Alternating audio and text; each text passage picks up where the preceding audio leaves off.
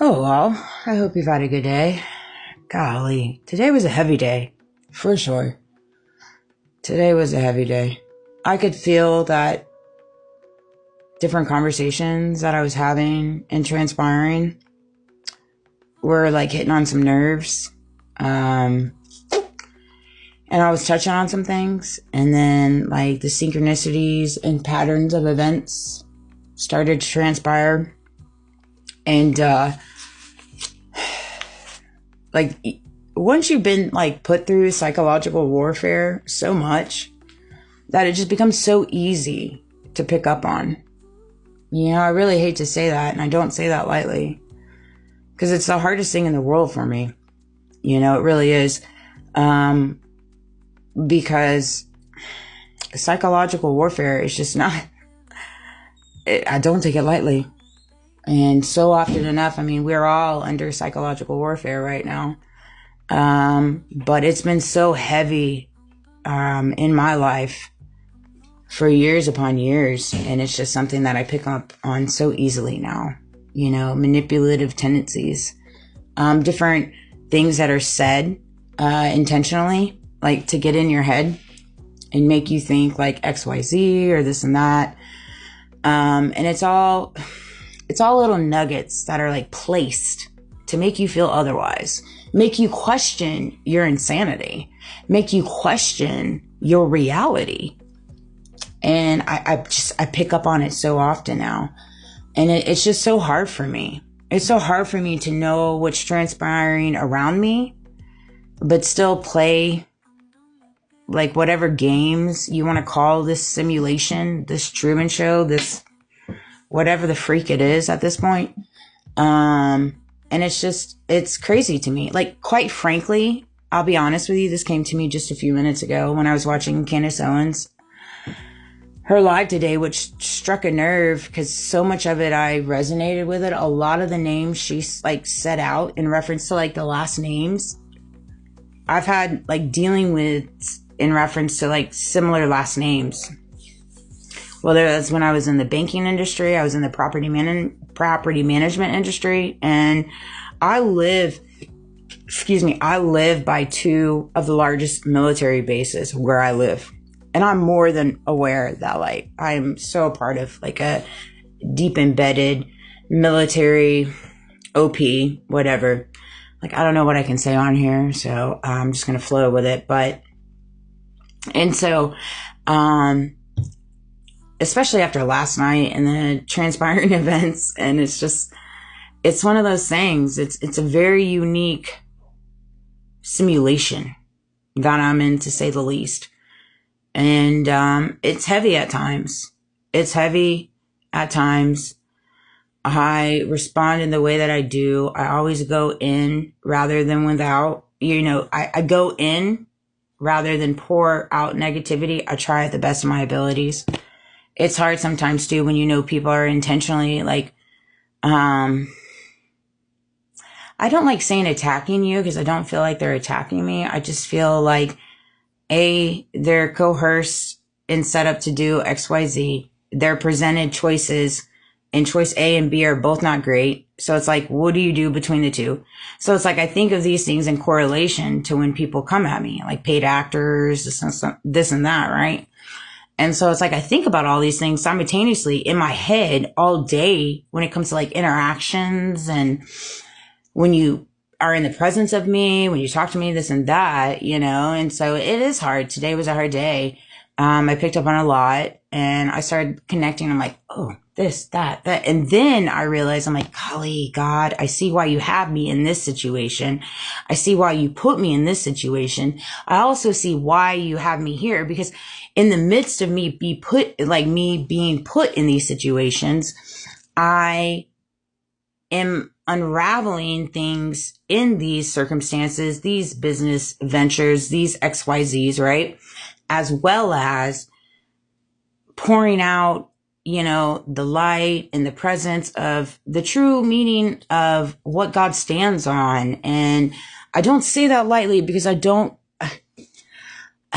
I move as closely to God as I can. I am not perfect. That is like an unreachable achievement. So I don't even like saying that out there, but I do the best I can. And I feel like we all need to embody that, and we just don't. And so often enough, you see preachers, you see people of power misusing his words, misusing his authority, misusing him, God and Christ and what Jesus Christ did on the cross for their personal gain. And it gets to me so bad. And so something came to me earlier today, and I'm only making one video tonight because I'm feeling it today. I'm just doing me tonight, guys. Truth flows out of you. Truth, when you embody your truth, my truth, when you embody it, right? It is very easy. It just flows out of you. You ain't got nothing to hide. You're not wearing a fake false facade. When you tell a story, you tell a circumstance, you show all your like emails, your lives, whatever, you do it. You're like, this is my truth. I ain't got nothing to hide. You know, like I told my coworker earlier when we were talking about it, you know, a coworker, I'm like, look, the way that I see it is like, if I ain't got nothing to hide, investigate me, do whatever. Like, I know God's got me because I ain't got nothing to hide, first of all. But everything that is so graciously has been bestowed against me has been so in the dark and in the back. And it's like, that in itself is peculiar to me. But when I speak and I, you know, talk about different things in reference to my storyline, different things that I know, different things that come to me, it's like all based off my truth. And that's why I don't skip a beat. I just say what I say. I own what I say. And it's just crazy to me how so often enough people get upset with you for standing in your truth, talking about your truth and being who you are. Cause it's like, okay, yeah, I was a drug addict in my past. And I think by the grace of God, he came in and saved me. But that does not make me any less value than any other person in the world that say never did drugs in their life. Like, it's amazing that you didn't walk down that path. And I'm super happy and proud of you for that. But because I have, it doesn't make me any less than you. Period. Right? Eating disorders, childhood wounds. Okay? Social conditioning. Conformity. Neglect. The inability to love yourself, the inability to love people. A lot of the times, because people don't love themselves, they don't have the ability to love you. Because people don't have the ability to trust themselves and their own thoughts, they aren't trusting of you, and they're just creating a false facade. And it's like, it's just one lie and one this and one this and one this. And it's like, at the end of the day, when you just walk in your truth, you just don't question it because there's nothing to question. Nothing. And it just gets old seeing how much of this world has been built on not truth. But then they like to throw in Christianity and throw in religion and say that they're the ones that get to create the truth. And this is what we have to think. And this is what we have to feel. You know, and I just don't run alongside of it. I don't. God doesn't either. God knows the truth. God does. And so you speak your truth and you allow it to flow out in the universe how it flows. And then you walk in it and you own it. You own it. And so I hope this video resonated, but it really spoke to me because the truth does flow. The truth doesn't need hiding. It doesn't need military OPS. It doesn't mean XYZs. It doesn't need handlers. It doesn't need this. It doesn't need that. And it just gets old. Like, I'm just so exhausted of the games. I'm exhausted of the psychological warfare. I'm exhausted of the simulation. And it came to me earlier, like, I had a dream about this too, and it's crazy. I know without a doubt, if Charlie wasn't assassinated in we're